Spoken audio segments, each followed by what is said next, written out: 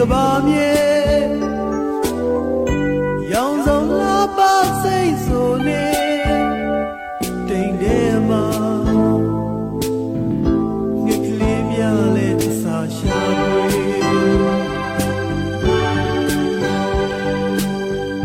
ခေါင်းလောင်းကလေးရဲ့မြည်သံတွေဓမ္မကြောင်းကတည်ရမေစိတ်မတွေစံကြောင်းကလေး